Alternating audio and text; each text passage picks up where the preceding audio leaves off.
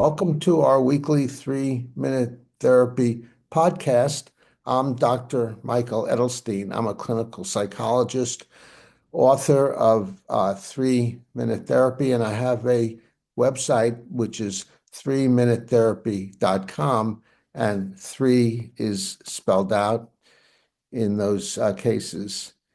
And I'm here to tell you a little bit about REBT, Rational Emotive Behavior Therapy, which was devised by Albert Ellis in the 1950s. And he, as a result of his input, there was a dramatic change in the psychotherapy movement from the more psychoanalytic types of therapies where you look at your childhood to find out why you have emotional problems to currently where you look at your thinking. The idea is that our thinking causes our problems, not our situations that we find ourselves in. And here's my co-host, Mick Berry. Welcome, Mick. Hi. When you have emotional disturbance, such as anxiety, stress, anger, or depression, or behavioral disturbances such as addictions or procrastination, look to your thinking that causes that, not to situations you're in, but it's your thinking about situations, real or imagined. And the irrational beliefs causing those problems are in the form of must. I must do well and get approval, which causes anxiety. You must treat me well, which causes anger and resentment. And my life must be fair, easy, and hassle-free, which leads to addictions and procrastination. So the solution is to question, challenge, and contradict your musts and convince yourself over and over and over again there are no musts. There's nothing that has to be the way you want them to be. You don't run the universe. So there are things that you prefer be different than they are, but there's no reason things have to be different than they are. Mick, did you want to add anything? Yeah, the thing is, with believing that things need to be a certain way, they don't. But one of the reasons we convince ourselves that they do is one of the reasons is often that we feel we can't accept the world or accept ourselves unless certain conditions are met, unless there's a certain amount of enjoyment in our life or minimal hassle, or we succeed a fair amount. So we often place our self acceptance or our acceptance of the world upon conditions, and that emphasizes our belief that we have to have things go a certain way because we want to accept ourselves and we want to accept the world. And when we place conditions on it, it makes us embrace the demand that things must go the way we want them to go. Exactly. And today we're going to apply this theory to holding a grudge. And holding a grudge normally starts with anger, but then it's a persistent, deep-seated resentment about an initial uh, thing that happens with another person, and it tends to get carried on. And it comes from certain musts, such as he must not treat me this way, he must respect me, he must treat me kindly and fairly, the world must be fair, it's unbearable to be treated this way.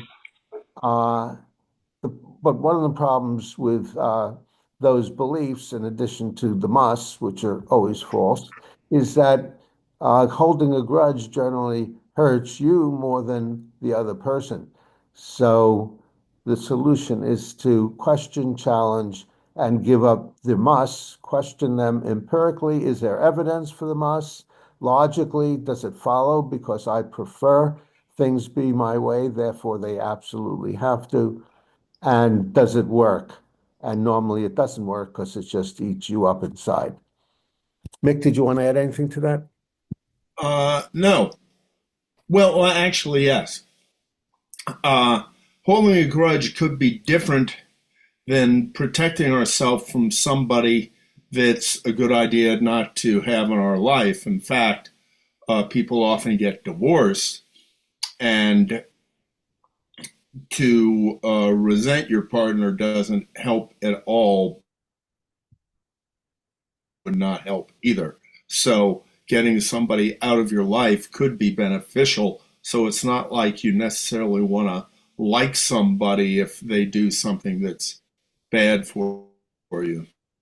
Yeah, that's a great point. So you can dislike dealing with a person without holding a grudge, and disliking a person comes from preferences rather than musts and shoulds. It's making those preferences into musts and shoulds that causes holding a grudge and resentment. Yeah. Do you, with your clients, find this to be a very common problem? No, I don't find it to be a common problem. I think the most problem that I come across is some type of anxiety. Anxiety about approval, anxiety about doing well, anxiety about discomfort. And one of the reasons then we're addressing this today, did somebody suggest it? If it isn't a very common problem, what was it that made you want us to make it the topic for today? Well, since we've had so many podcasts and dealt with so many different issues, I was looking for something new, something that I think we've never addressed. So this came to mind. Yeah, okay. So I guess you would define holding a grudge along the lines of continuing to seethe or be angry towards somebody once the event has occurred and is out of the way, and they're no longer a threat to your happiness or a nuisance in your life, but you continue to resent them. It occupies space in your mind and your emotions that don't need to be there. It's a waste of time. Yes, and often space in your behaviors in addition to your thinking and emotions. Well, would it necessarily be space in your behavior? I mean, if you simply don't like somebody, but you, let's say you even detest somebody, but you don't do anything regarding that, you just detest them. How is that a affecting your behavior? Yeah, to answer your question, it wouldn't necessarily affect your behavior, but it could.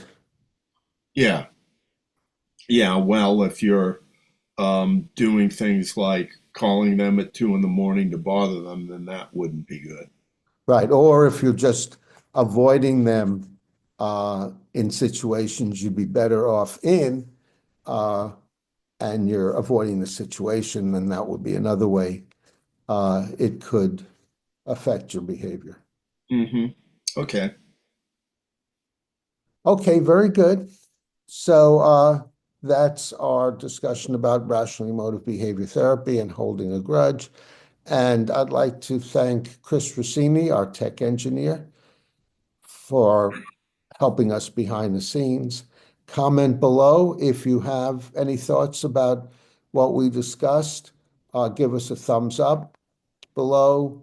If you'd like to volunteer and be a guest, we'd be happy to help you with holding a grudge or any other emotional or behavioral problems. And subscribe to the 3 Minute Therapy podcast to do what, Mick? To stay on the rational side of life. Well said, well said.